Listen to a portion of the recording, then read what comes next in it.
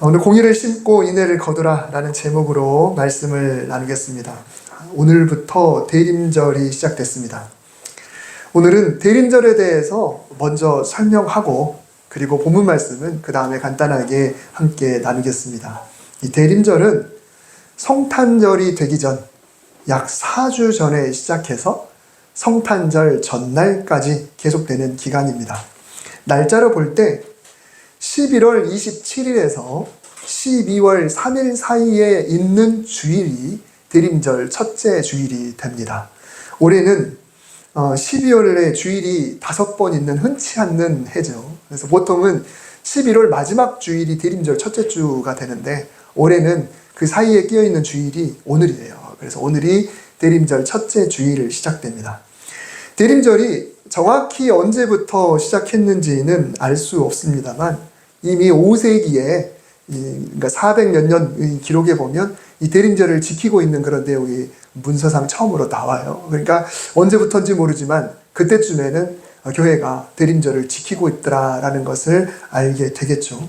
올해는 한 해가 1월부터 시작해서 12월이 끝나지만 교회력 절기상으로는 이 대림절이 한 해의 시작입니다.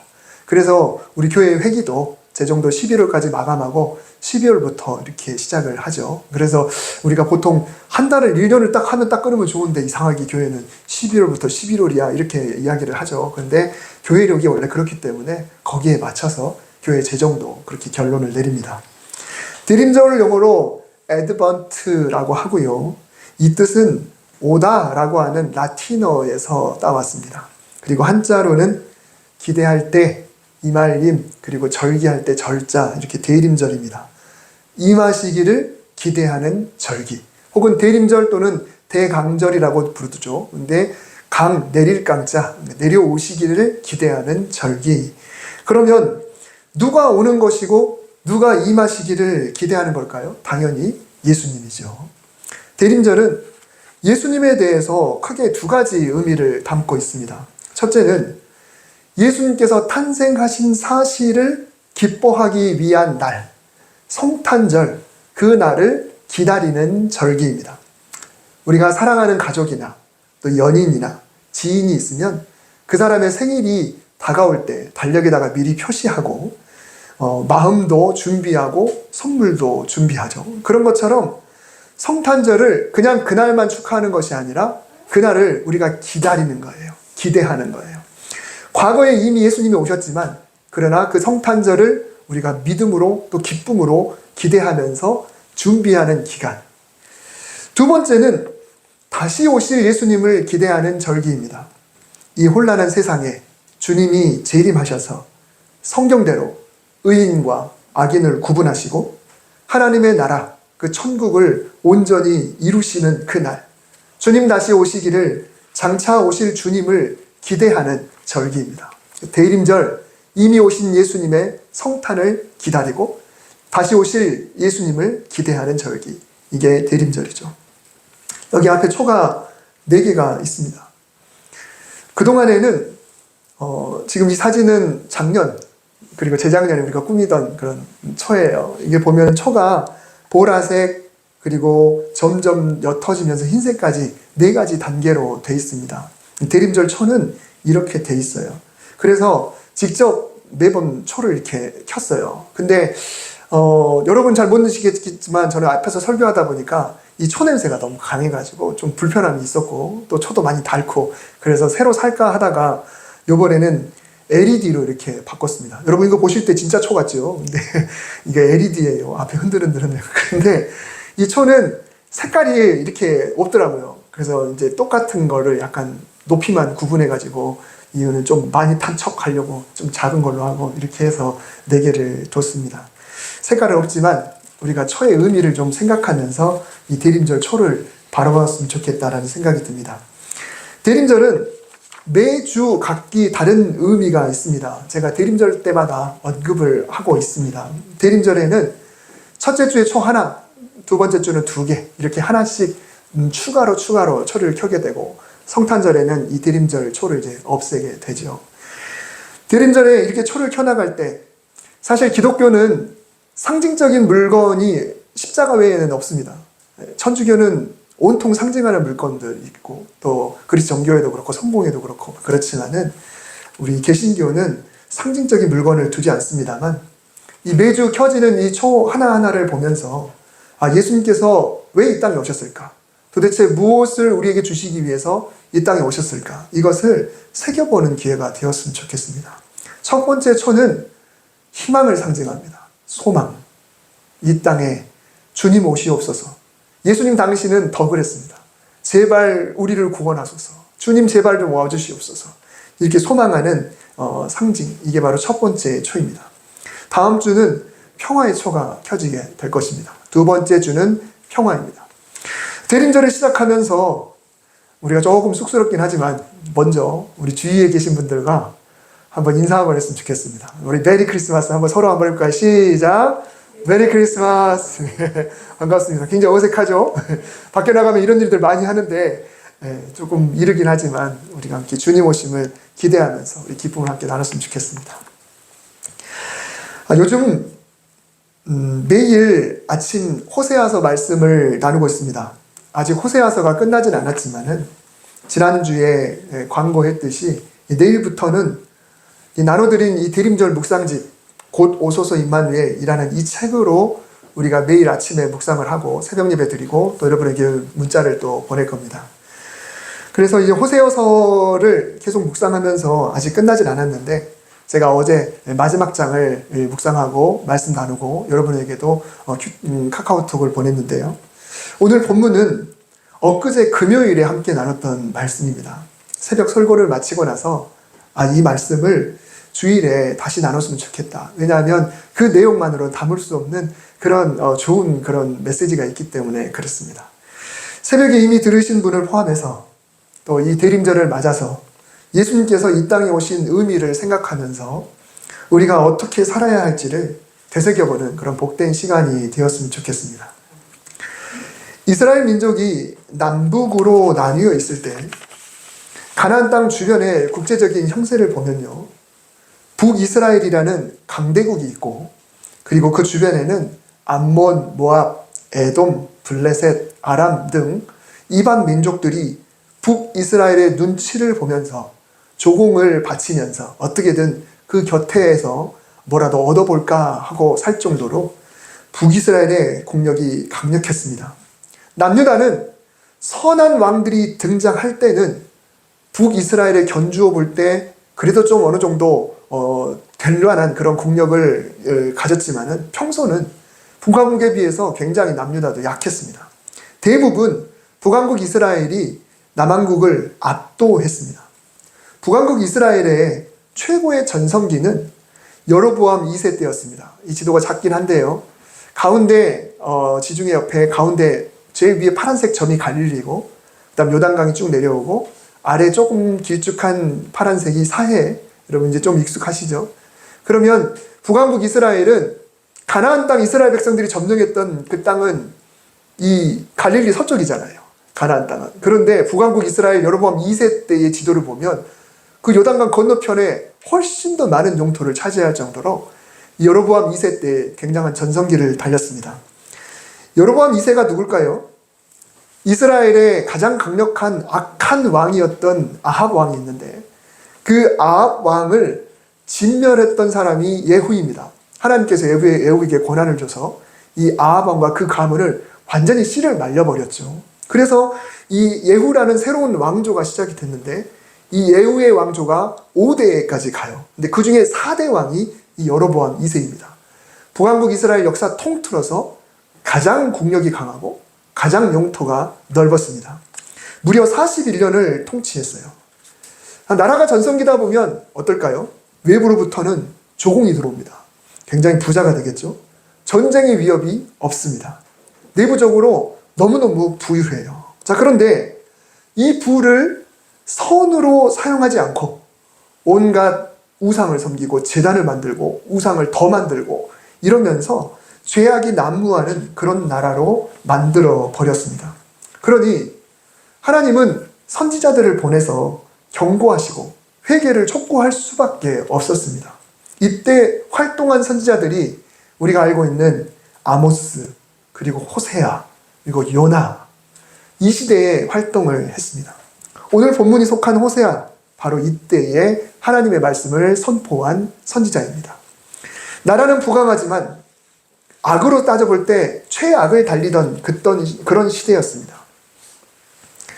오늘 본문에서 호세아는 소로 쟁기질하고 씨앗을 심는 그런 비유를 들었습니다. 성경에는 농사 이야기가 참 많이 나와요. 비유에도 많이 등장하고 예수님께서도 농사와 관련된 비유를 많이 말씀하셨죠. 왜냐하면 농사가 이 가나안 땅에 정착한 그들의 삶 자체였기 때문에 그렇습니다. 농사 이야기를 하면 다 통해요. 자, 오늘날 뭔 이야기를 해야 다 통할까요? 부동산, 주식, 돈, 또 쇼핑, 이런 이야기하면 다 통하잖아요. 그러듯이 예수님이 비유로 드실 때, 선지자가 이야기할 때도 농사 이야기를 하면 그들이 다 이해를 하는 겁니다. 호세아는 이렇게 말했습니다. 에브라임은, 여기서 이 에브라임은 12지파 중에 하나인데 북이스라엘 전체를 통틀어 부를 때 에브라임이라고 부르기도 했습니다. 근데 이 에브라임은 마치 길들인 암소 같아서 곡식 밟기를 좋아한다. 이런 의미입니다.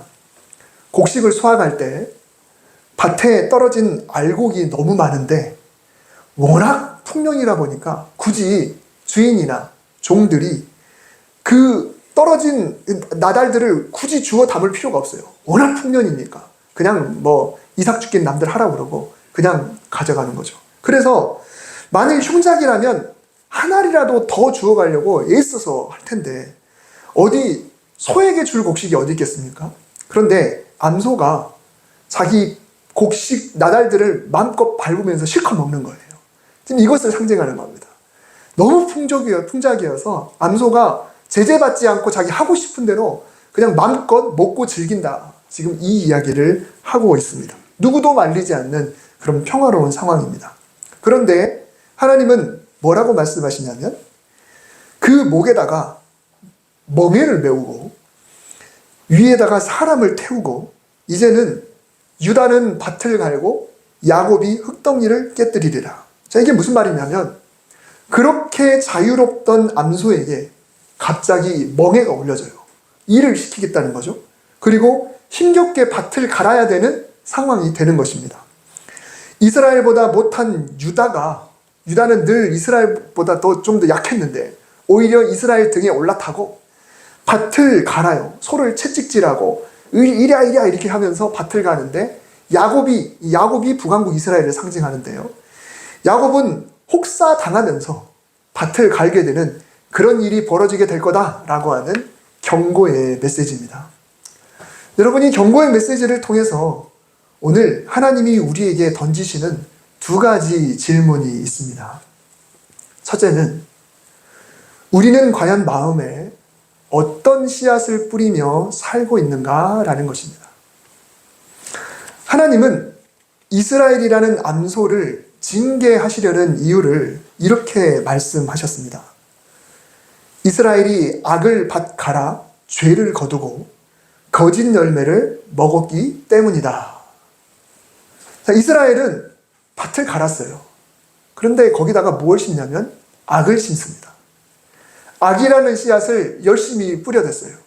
그랬더니 때가 되어서 죄라는 곡식이 자랐고 그 죄를 수확을 했습니다.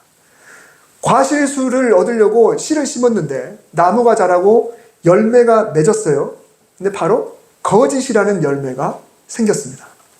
죄를 수확했으니 결국 그거를 먹게 되면 어떻게 됩니까? 또 죄를 먹게 되는 것이고 거짓을 땄으니 다시 거짓을 먹는 이런 악순환이 벌어지게 되는 것이죠. 그리고 이 죄와 거짓은 몸속에 들어가면 결국은 좋지 않은 독소를 뿜어낼 것입니다. 결국은 몸을 망가뜨리게 되겠죠. 하나님은 우리의 마음을 밭이라고 자주 말씀하십니다. 우리는 마음밭에다가 많은 씨앗을 뿌리면서 살아가고 있습니다. 어떻게 우리 마음밭에다가 씨앗을 뿌리고 있을까요? 우리는 무엇인가를 봅니다. 그리고 들어요. 또 뭔가를 읽습니다. 또 어떤 행동을 합니다. 그러면서 우리 마음밭에다 뭔가를 심으면서 살아가고 있습니다. 우리가 무엇인가를 보면 눈을 통해서 내 마음에 뭔가가 심어집니다. 듣는 것도 마찬가지고 읽는 것도 마찬가지입니다. 내가 하는 행동도 마찬가지입니다. 우리가 심는 만큼 때가 되면 언젠가 열매가 맺힐 것입니다. 그래서 하나님은 우리 마음에 이왕이면 좋은 것을 심었으면 좋겠다라고 말씀하시는 거예요. 그러면 오늘 말씀에서 하나님은 우리의 마음속에 이왕이면 좋은 것, 무엇을 심기를 원하시는가? 그것이 바로 공의라고 말씀합니다. 너희가 자기를 위하여 공의를 심으라. 이스라엘은 뭘 심었다고 했나요? 악을 심었습니다. 그랬더니 죄가 생기고 거짓이 생겼어요. 그런데 하나님은 악을 심지 말고 공의를 심으라고 이야기했습니다. 이 공의란 구약 언어 히브리어로 체다카라고 하는데요. 완벽하게 의로우신 하나님의 성품을 말합니다. 우리가 의로우신 하나님의 뜻을 따라서 내 삶의 표준으로 삼아야 될 그 지표, 하나님의 그 뜻, 하나님의 의로우신, 하나님의 정의로우신, 하나님의 완전하신, 이것을 우리가 심어야 되는구나. 우리가 이 하나님의 완벽한 정의가 무엇인지를 정확히 알 수는 없지만 적어도 우리 마음밭에 심어야 될 것이 악은 아닐 겁니다. 분명히 하나님이 원하시는 것, 하나님이 기뻐하시는 것들을 우리에게 심어야 된다는 거예요. 그래서 우리는 우리 마음밭에 하나님의 의를 심어야 합니다. 어떻게 심어야 할까요? 아까 우리의 마음밭에 우리는 무언가를 심으면서 살고 있다고 했어요. 어떻게 해요? 우리는 의에 가는 것을 들어야 되고요. 의에 가는 것을 봐야 되고, 의에 가는 것을 읽어야 되고, 그리고 의로운 행동을 하면서 살아갈 때 우리 마음밭에 공의가 심어지게 되는 것입니다. 내 마음밭에 도대체 무엇을 심어야 하나님의 공의가 자랄 수 있을까? 도대체 무엇을 심는 것이 나에게 유익할까를 늘 생각하는 거예요. 자, 그러면 우리가 보는 것, 읽는 것이 달라지게 될 겁니다. 어떻게 하는 것이 공의를 심는 것일까? 내가 무엇을 보고 무엇을 읽고 무엇을 시청하고 핸드폰에서 무엇을 바라보는 것이 과연 나에게 공의가 심어질까라는 것을 우리가 늘 고민하면서 살아갈 수 있어야 되는 것이죠. 규모는 차이가 있겠지만 농사해 보신 분들은 그 심경이 있죠. 대주주건 아니면 텃밭을 가꾸건 간에 내가 이 밭에다가 도대체 무엇을 심어야, 내가 이 논에다가 무엇을 심어야 이 땅을 놀리지 않고 헛수고하지 않고 좋은 것을 얻을 수 있을까? 여러분, 그러면 적어도 이 밭에다가 농부의 마음으로 심어야 된다는 거죠. 내 마음도 마찬가지입니다. 내 마음을 이 농부의 심정으로 이 밭에다가 뭘 심어야 올겨울에 올해 좋은 것을 얻을 수 있을까? 그래서 좋은 걸 심기 위해서 부단히 노력해야 우리에겐 좋은 열매가 맺히는 것입니다. 호세아를 통해서 우리에게 던지시는 질문 두 번째는 공의를 심었다면 그 열매로 인애를 거두고 있는가라는 것입니다. 너희는 자기를 위하여 공의를 심고 인애를 거두라. 인애는 구약 언어 히브리어로 헤세드라고 합니다. 인자, 자비, 자애, 친절, 사랑, 이런 뜻의 단어가 헤세드입니다. 이건 역시 하나님의 성품이고요. 성경에 굉장히 많이 나오는 그런 단어입니다. 여러분, 우리 속담에 콩 심은 데 콩나고 팥 심은 데 팥난다 라는 말이 있잖아요. 근데 그 속담을 놓고 오늘 이 12절을 생각해 보면 뭔가 좀 어색합니다. 악을 심으면 죄가 나오고 거짓이 나온다. 자, 그러면 이거는 콩 심은 데 콩 난다는 그 속담하고 좀 비슷하죠. 당연히 악을 심었으니까 죄가 나오고 거짓이 나오겠죠. 자, 그런데 공의를 심었으면 공의를 거둔다고 하든가, 아니면 인애를 심었으면 인애를 거둔다. 너희가 공의를 심고 공의를 거두라. 혹은 너희가 인애를 심고 사랑을 거두라. 이렇게 이야기하면 훨씬 더 자연스러운데, 공의는 뭐라고 그랬나요? 완벽한 의로움이라고 그랬어요. 인애는 뭡니까? 자비와 사랑입니다. 그러면 어떻게 보면 이 두 단어의 뜻은 반대예요. 공의는 완벽함, 잣대, 기준, 표준. 사랑은 너그러움, 포용, 안아주는 것, 이해하는 것, 용납하는 거지 않습니까? 근데 하나님은 공의를 심고 인애를 거두라고 분명히 말씀하셨어요. 도대체 그 이유가 뭘까요? 이스라엘에게 있어서 율법은 말 그대로 법입니다. 우리는 그냥 성경 이러지만 이스라엘 백성들에게는 율법, 이게 종교법이기도 하면서 민법이기도 해요. 생활의 법률이 율법입니다. 그러면 이 법은 액면으로 보면 뭐 해라, 뭐 하지 말아라, 네가 만일 하지 않으면, 네가 만일 하면 이렇게 될 것이다 라고 이 잘못을 저질렀을 때 무슨 형벌이 가해지는지까지 다 나와요. 그러니 하나님 말씀을 읽으면서 해야 할 것, 하지 말아야 될 것을 알아가게 되는 것이죠.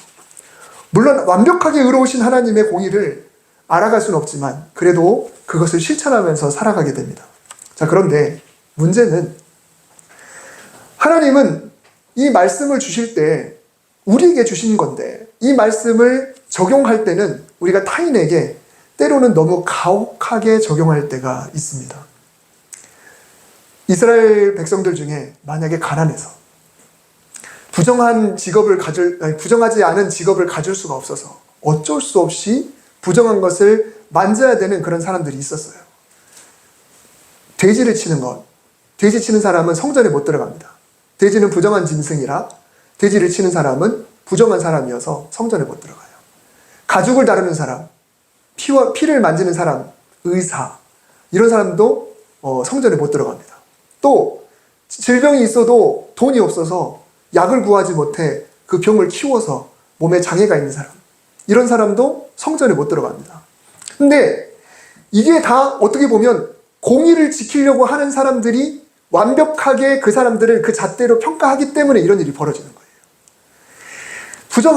부정하다. 저 사람은 부정하니까 이 부정하니까 율법에 의해서 칼같이 적용을 해서 이렇게 하는 거죠. 예수님 때는 이게 더 심했습니다.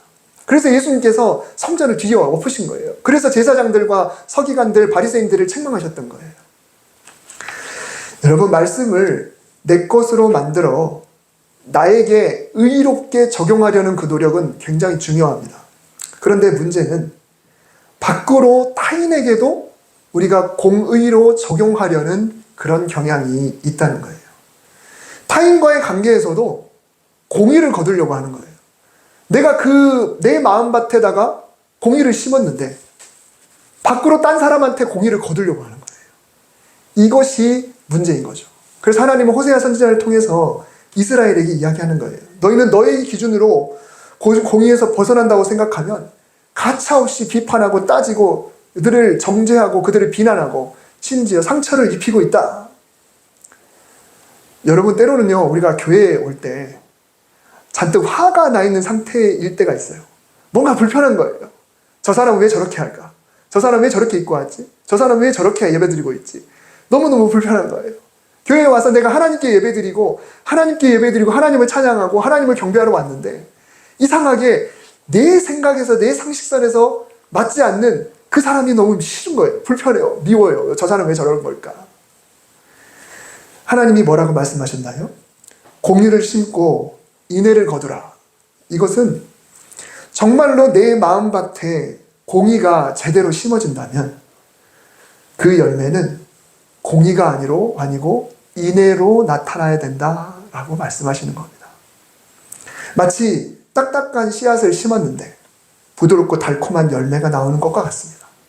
심을 때는 단단하고 단호하고 정확하고 마치 잣대와 같았는데 내 안에서 소화되고 자라서 열매로 드러날 때는 그야말로 온유하고 인자하고 넓고 부드럽고 사랑하는 그런 사람이 되어야 된다라는 말씀을 오늘 하시는 거예요. 이스라엘 백성들은 말씀을 너무 가혹하게 적용했습니다.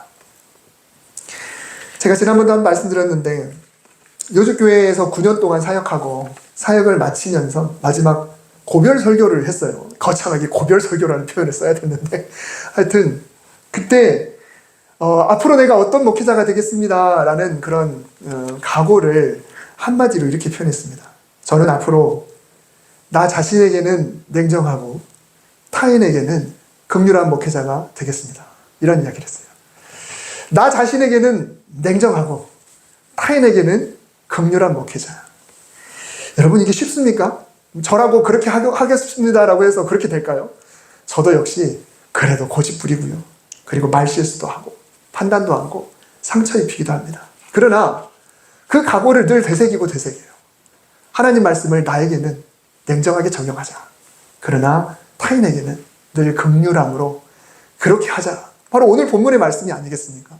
공의를 심고 인애를 거두는 그런 사람이 되어야 되지 않겠습니까? 여러분, 하나님 말씀을 받는 자세는 공의여야 합니다. 그러나 주의를 향해서는 인애를 쏟아내야 되는 것입니다. 공의를 심고 인애를 거둬야 돼요. 이 일이 너무 어렵습니다. 너무 어렵기 때문에 뭐라고 이야기했나요? 바로 뒤에 보면 너희 묵은 땅을 기경하라. 지금이 곧 여호와를 찾을 때니. 이게 무슨 말이냐면 너희의 단단하고 묵은 마음밭을 제발 좀 갈아엎어라. 지금 하나님을 간절히 찾을 때다. 미루지 말고 지금 당장 하나님을 찾아라 라고 간곡히 호소하고 있습니다. 여러분, 예수님께서 이 땅에 오신 이유가 무엇입니까? 하나님의 의로움을 기준으로 놓고 보면 그저 징계하고 심판하면 그만이에요. 죄 지었어? 잘못했네? 넌 지옥. 너 잘못했어? 너 형벌. 그냥 그렇게 하시면 그만이에요. 그런데 하나님은 공의를 인애로 드러내시기 위해서 이 낮고 낮은 이 땅에 연약한 인간의 모습으로 정말 인간이 되셨습니다. 그렇게 이 땅에 오셨습니다. 친히 말씀을 선포하심으로 공의를 심으시면서도 결국은 십자가에서 희생하심으로 그 인애의 극치를 보여주셨습니다. 이게 바로 예수님의 오심입니다. 얼마나 위대합니까? 그래서 이 대림절을 시작하면서 공의를 심고 인애를 거두신 예수님을 떠올리고 정말로 하나님의 뜻을 심되 세상을 향해 주변 사람들을 향해서 인애와 자비와 사랑으로 나아가는 저와 여러분이 될 수 있기를 주님의 이름으로 축복합니다. 기도하겠습니다. 주님, 이 땅에 의로만 오셨다면 우리는 죽음이요 지옥입니다. 그러나 주님이 사랑으로 오셨기에 우리는 소망이 있고 평화가 있고 장차 천국이 있음을 믿고 감사합니다. 하나님, 우리도 주님의 그 뜻을 따라 또 이 호세아 선지자를 통해서 하신 그 말씀을 따라 말씀을 나에게는 의롭게 적용하되 주위를 향해 세상을 향하여 인애로 자비로 사랑으로 호용으로 넓은 마음으로 그들을 향해 나아갈 수 있는 복된 성도가 되게 하여 주시옵소서. 이 땅에 평화의 왕으로 오신 예수 그리스도를 찬양하며 예수님의 이름으로 기도드립니다. 아멘.